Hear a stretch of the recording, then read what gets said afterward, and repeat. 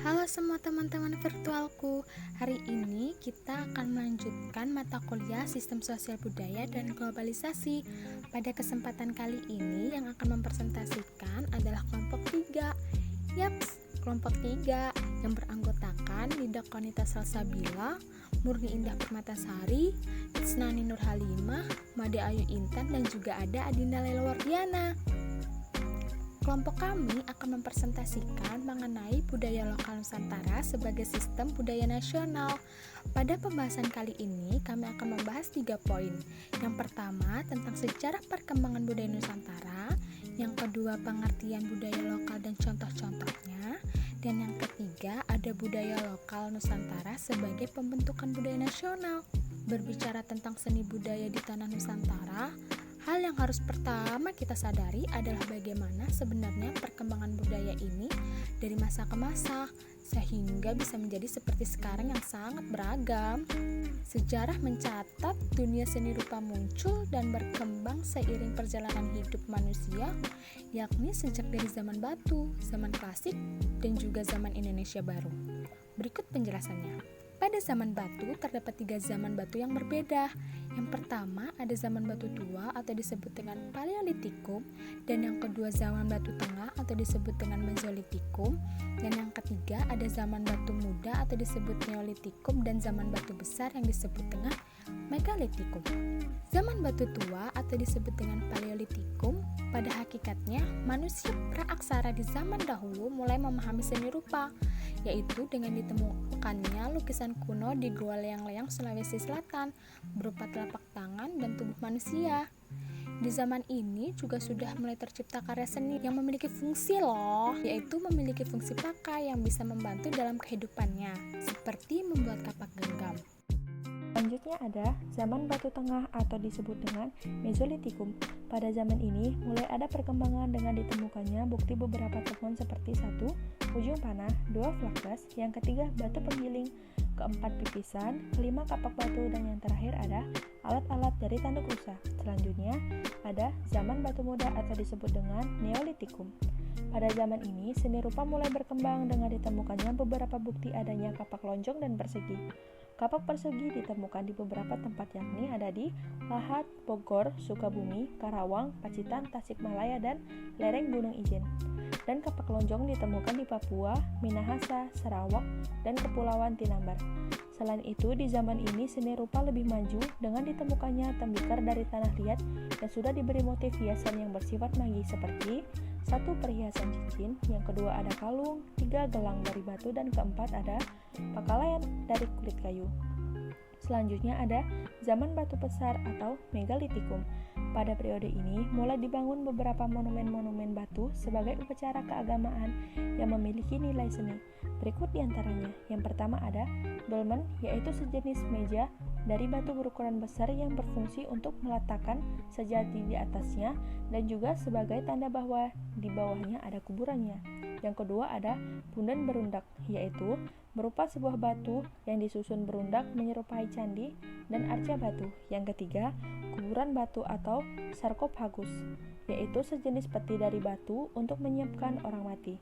Yang keempat, ada menhir, yaitu berupa sebuah bangunan yang menyerupai tubuh sebagai tanda bersemayamnya roh-roh dari kekuatan gaib menurut kepercayaan kuno. Selanjutnya ada zaman logam.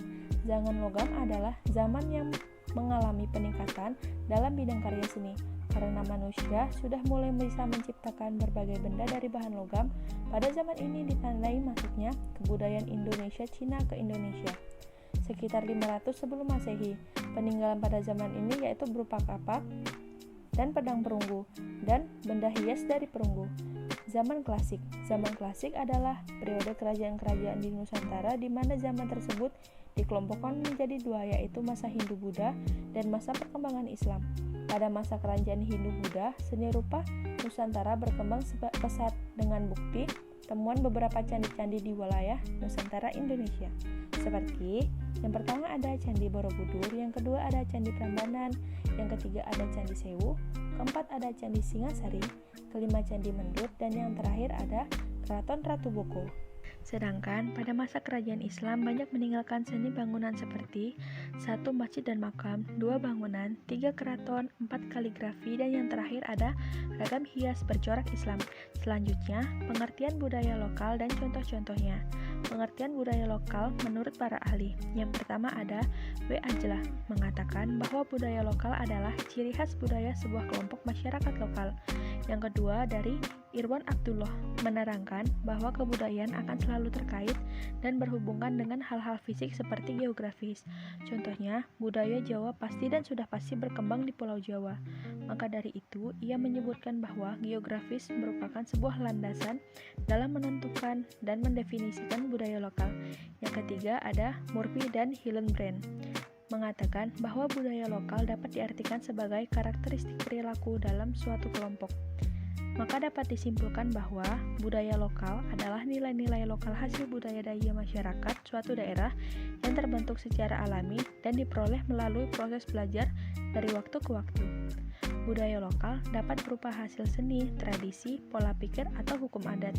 Dari penuturan tokoh dan pakar, budaya lokal akan selalu terikat dengan letak geografis termasuk iklimnya, kepercayaannya, ataupun norma-norma di sekitar. Contoh budaya lokal secara spesifik, budaya lokal di Indonesia yang terdapat di setiap daerah berupa yang pertama ada seni budaya. Seni budaya adalah sebuah keahlian untuk mengekspresikan ide-ide dan pemikiran estetika. Contoh seni budaya Indonesia yang ada saat ini jumlahnya sangat melimpah. Sebut saja Rapai Daboh dari Aceh, Makan Bajamba dari Minangkabau, Rudat Banten dari Banten, atau kebudayaan lainnya seperti kebudayaan suku Baduy, suku Toraja, kebudayaan suku Jawa, kebudayaan suku Sunda, atau kebudayaan suku Nusa Tenggara Timur. Selanjutnya, ada seni rupa.